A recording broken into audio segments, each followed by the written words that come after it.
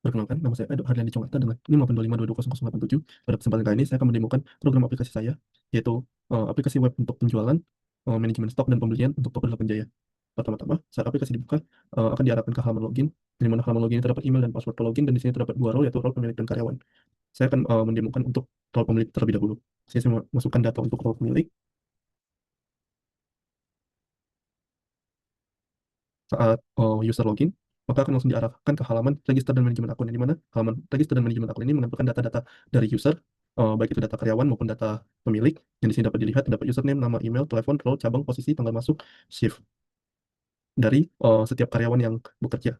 Di sini juga terdapat filter untuk cabangnya, akan hanya yang menentukan cabang utama. Selanjutnya, di sini owner juga dapat menambahkan akun, baik itu untuk akun karyawan maupun akun pemilik. Tentunya di sini saya akan menambahkan akun dengan atas nama Budi, lalu masukkan emailnya.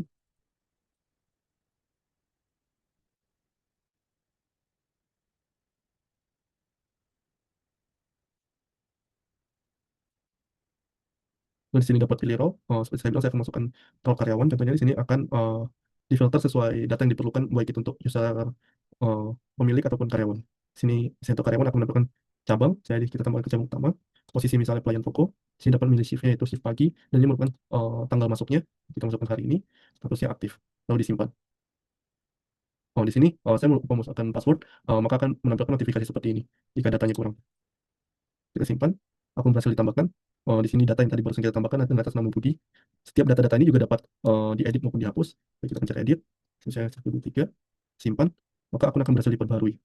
Data juga dapat dihapus, akan mendapatkan notifikasi apakah untuk konfirmasi apakah data emang ingin dihapus. Saya oke, akun berhasil dihapus, maka data akan hilang. Jadi sini juga dapat filter untuk data pemilik seperti ini, yaitu owner cabang utama maupun owner cabang kedua, yang dapat juga diedit maupun dihapus. Selanjutnya, saya akan menunjukkan halaman produk, di mana halaman produk ini dibagi menjadi 3 subbagian, yaitu kategori, produk, dan varian, yang di mana di sini fungsinya untuk setiap produk itu memfilter barang-barang. Pada setiap bagian ini juga terdapat form untuk menambahkan setiap bagiannya, mau itu kategori, produk, ataupun varian. Di sini contohnya kategori, di sini terdapat filter, misalnya kategorinya kita lihat di sini terdapat kategori besi, di situ ada deskripsi juga. Terus kita juga akan misalnya menambahkan kategori lainnya. Contohnya adalah, apakah kita lihat apakah kategori cat sudah ada. Kategori cat sudah ada, berarti saya akan menambahkan di bagian produk atau variannya saja nanti. Selanjutnya, pada bagian produk, di sini merupakan mendetailkan dari pada bagian kategori tadi. Di sini juga terdapat form untuk tambah produk, misalnya tadi besi. Di sini besi lebih dikategorikan seperti tadi, ada besi A, besi UNP, besi WF, dan lain-lain. Tidak hanya besi. Ini merupakan pengkategorian dari kategori produk tadi. Selanjutnya, di sini misalnya saya akan menambahkan produk baru. Saya dengan kategorinya misalnya kategori cat. Lalu kita simpan produk, produk berhasil ditambahkan, kita search di sini, cat, di sini akan menemukan cat Jotun. Selanjutnya, di sini saya menjelaskan tentang bagian varian produk, yang dimana di sini kategori final dari produknya yang akan dijual. Di sini terdapat beberapa atribut seperti nama varian, produk, harga jual, harga reseller, harga modal, stok minimum, status, dan di sini terdapat aksi, yaitu setiap data bisa diedit maupun dihapus. Contohnya itu, misalkan saya menambahkan varian dari yang cat Jotun tadi, yang cat Jotun warna merah. Di sini akan lebih didetailkan lagi dari setiap produk tadi. Kan pilih produknya itu cat Jotun, harga jual misalnya saya masukkan 100.000, harga reseller saya masukkan 95.000, harga modal saya masukkan 80.000. Ini stok minimum saya masukkan misalnya 5, dan barang itu tersedia, maka simpan varian. Saya akan menampilkan cat Jotun tadi. Ini barang juga dapat diedit, contohnya saya ingin mengedit namanya, dan di sini stok minimum saya buat jadi 10, simpan varian, maka di sini akan berubah. Bisa juga misalnya saya juga dapat dihapus, misalnya saya ingin menghapus terus varian ini, oke, data akan langsung dihapus pada tabel. Selanjutnya saya akan menjelaskan tentang manajemen cabang, di mana di sini menampilkan data dari setiap cabang pada Toko 8 Jaya. Di sini terdapat dua data, yaitu 8 Jaya cabang utama dan 8 Jaya cabang utama, cabang kedua, beserta dengan alamatnya, nomor telepon, jam operasional, dan statusnya. Di sini terdapat juga aksi seperti datanya bisa diedit, dan juga di sini dapat statusnya dapat diaktifkan maupun nonaktifkan. Contohnya misalnya cabang kedua ini ingin saya nonaktifkan, ya status akan berubah menjadi nonaktif. Misalkan saya ingin mengaktifkannya lagi, dia akan aktif kembali. Selanjutnya, halaman manajemen supplier, yang dimana sini menampilkan data-data dari supplier-supplier, yang dimana barang pada tokonya dipesan oleh Toko 8 Jaya. Di sini terdapat atribut data seperti nama, yaitu menampilkan nama-nama tokonya, alamat dari setiap tokonya, nomor telepon perusahaan, email, serta kontak person. Lalu di sini juga terdapat tombol untuk tambah supplier, yang menampilkan nama suppliernya apa, nomor telepon perusahaannya, alamat, email, dan kontak person. Contohnya saya menambahkan toko baru, nomor teleponnya.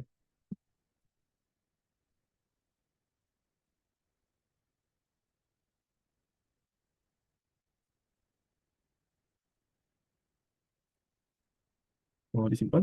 Kemudian berarti ditambahkan, di sini akan menambahkan toko baru berdasarkan data-data yang kita masukkan tadi. Di sini juga bisa diedit. Misalkan saya baru Jaya. Di sini alamat langsung berubah setelah saya edit. Ini juga terdapat fitur hapus. Misalnya saya akan menghapus data ini, maka data yang barusan itu akan langsung dihapus dari tabel supplier. Selanjutnya, saya akan menjelaskan tentang halaman monitoring stok, yang dimana halaman ini menampilkan varian tiap produk beserta stok layak maupun rusaknya berdasarkan yang difilter dapat berdasarkan lokasi. Dan juga di sini terdapat statusnya. Eh, pada bagian halaman monitoring stok ini, pada setiap varian produk dapat difilter melalui cabang. Misalkan hanya ingin melihat cabang utama, saya akan tabelnya akan otomatis menampilkan barang-barang beserta stoknya pada cabang utama saja. Selanjutnya, di sini juga terdapat fitur untuk notifikasi stok menipis, yang dimana menampilkan barang-barang pada setiap cabang yang barangnya itu sudah kurang dari stok minimum. Contohnya ini adalah paku beton 10 cm ecer per ons, stoknya ada 34, stok minimum ada 38. Maka dari itu di sini owner dapat melihat sehingga dapat merestock barangnya. Selanjutnya, di sini juga terdapat uh, tombol untuk tambah stok manual jika perlu. Sini terdapat varian yang ingin ditambahkan, lokasinya mau ditambah kemana, dan jumlahnya berapa. Pada halaman monitoring stok ini juga terdapat fitur yaitu mutasi stok antar cabang, yang dimana dapat memindahkan uh, barang varian produk dari cabang satu ke cabang lainnya dengan alasan tertentu. Uh, di sini tinggal klik buat mutasi. Jadi kita dapat memilih lokasi asalnya. Lokasi asal misalnya saya tambahkan lokasi asal 8 J cabang utama ke 8 J cabang kedua. Sini akan otomatis mengenerate nomor faktur mutasinya. Di sini dapat menambahkan ongkos kirimnya, misalnya 10.000 saya tambahkan. Sini dapat pilih variannya. Saya akan menambahkan skrup kayu, kuantitinya misalnya 10. Sini terdapat harga satuannya, yaitu yang akan diberikan yaitu harga modalnya. Terus tambah item. Sini akan otomatis masuk ke dalam notanya. Berapa stok tersedia, kuantitinya akan dikirim, harganya berapa, dan subtotalnya. Di sini juga dapat menambahkan keterangan, misalnya tidak laku. Jika sudah dapat mengklik proses mutasi, mutasi berhasil, maka dari itu stok dari cabang utama tadi yang barangnya kita mutasi akan berpindah ke cabang kedua. Karena itu stok cabang utama akan berkurang dan stok cabang kedua akan bertambah. Dan dapat dilihat catatan mutasinya yang baru kita lakukan, misalnya di sini tadi, ini merupakan nomor faktur, lokasi asal, lokasi tujuan, itemnya terdapat satu item, sini kuantitinya berapa, ongkirnya 10.000, total mutasinya 60.000, tanggal dan jam mutasinya, dan keterangannya. Di sini juga dapat lihat nota detailnya, seperti barang apa yang dimutasiin. Selanjutnya, pada halaman monitoring stok ini juga terdapat fitur kelola barang rusak, yang dimana misalnya terdapat barang rusak yang dapat dicek oleh karyawan manual, maka dapat melaporkan ke owner, dan owner dapat mengelola barang rusaknya. Jadi contohnya ini, saya klik rusak, saya tambahkan, dapat 2 barang rusak, simpan, di sini akan bertambah barang rusak ya. Setelah itu, jika angka barang rusak ini diklik, aku menampilkan form yang menampilkan barang rusak ini bisa dibuang dari catatan atau dihapus, atau dapat juga dikembalikan ke stok layak jika masih bisa dijual. Namun jika buang dari catatan, kita harus menambahkan keterangannya, misalnya dibuang ke tempat sampah. Dibuang ke tempat sampah, buang dari catatan, satu kuantiti satu, maka satu unit barang rusak akan dibuang dari tabel. Barang rusak yang dibuang dapat kita lihat pada catatan buang rusak, yaitu di sini contohnya yang barusan kita buang, kuantitinya satu, ini tanggal dan waktu pembuangannya, petugas siapa yang membuang, dan keterangannya. Selanjutnya, saya akan menjelaskan tentang laporan penjualan dan laporan pembelian. Tentang laporan penjualan, di sini menampilkan transaksi-transaksi dari penjualan yang dilakukan oleh karyawan. Nanti saya akan jelaskan transaksi penjualannya. Di sini akan menampilkan pertama laporan dapat difilter, yaitu harian, bulanan, maupun tahunan. Contohnya saya akan memfilter bulanan. Saya akan ke bulan April. Sini dapat dilihat terdapat beberapa transaksi yang dilakukan oleh karyawan. Sini juga terdapat filter untuk cabangnya, misalnya cabang utama saja, yang menampilkan transaksi penjualan yang dilakukan pada cabang utama. Owner dapat melihat setiap detail dari penjualannya. Setelah saya klik detail, maka akan menunjukkan invoice-nya, barang apa yang terjual, dan data-datanya.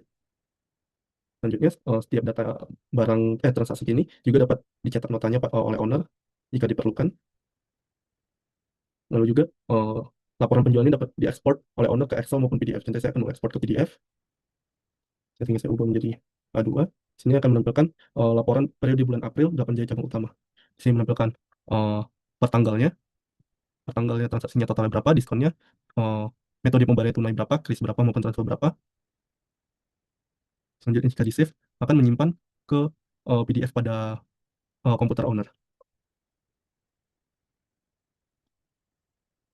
Selanjutnya, di sini terdapat laporan pembelian, kerjanya sama seperti laporan penjualan, namun di sini laporan pembelian menyimpan data-data pembelian yang dimasukkan oleh karyawan jikalau pembelian dilakukan oleh owner.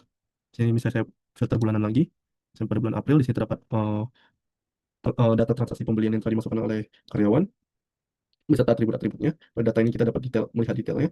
Pada detail info ini terdapat nomor faktur, supplier, tanggal terima, lokasi, dan status. Terdapat juga total harga barang plus PPN-nya, dapat ongkir, serta keterangan berapa persen PPN-nya. Ya, di sini terdapat daftar item yang dibeli oleh toko 8 Jaya. Jika terdapat retur ke supplier, sini akan ditandain berapa barang yang akan diretur.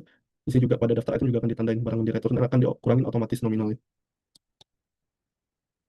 begitu fitur halaman pada eh, role owner. Selanjutnya saya akan menjelaskan ke role supplier.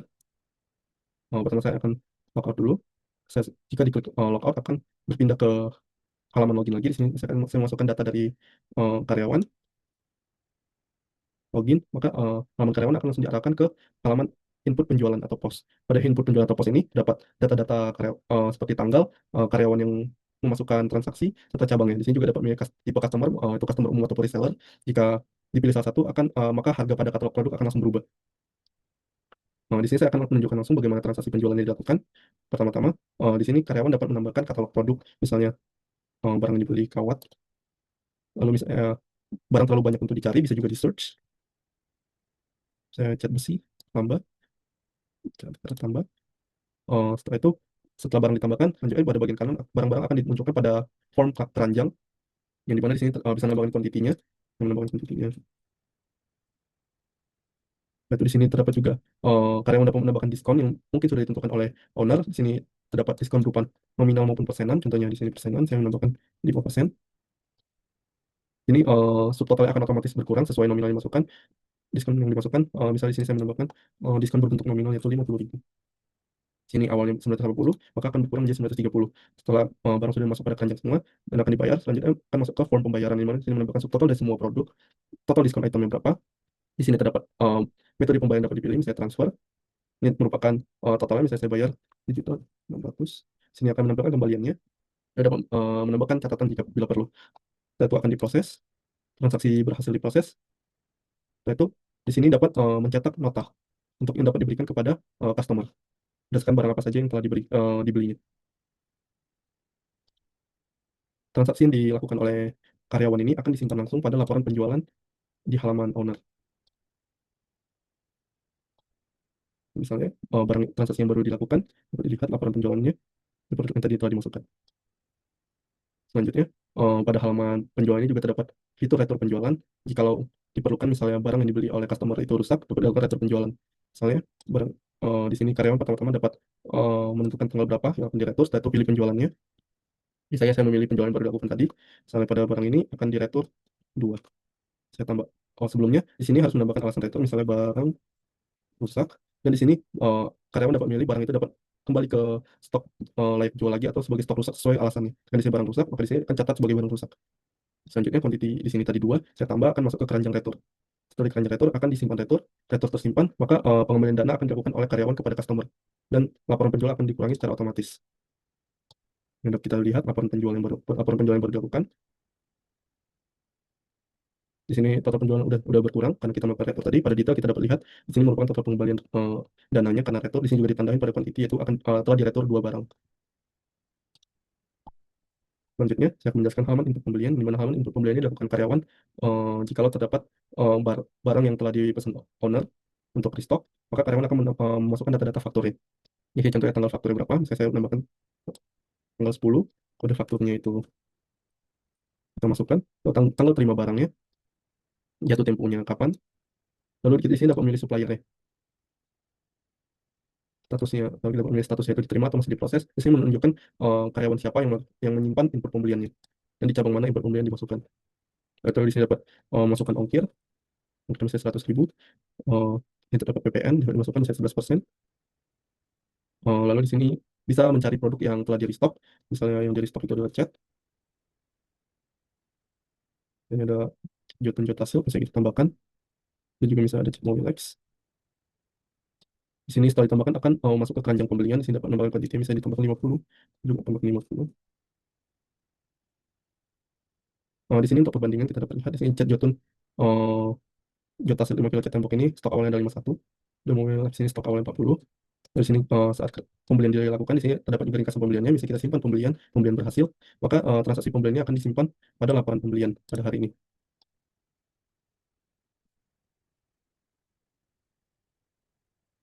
Ini merupakan transaksi yang barusan dilakukan, jadi kita dapat melihat detailnya.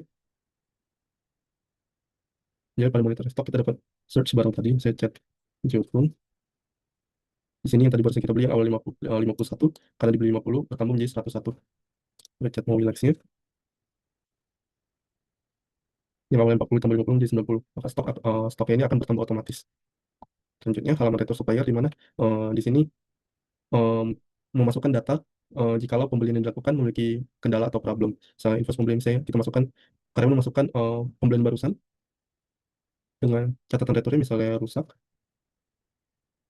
tidak memiliki tanggal returnya juga.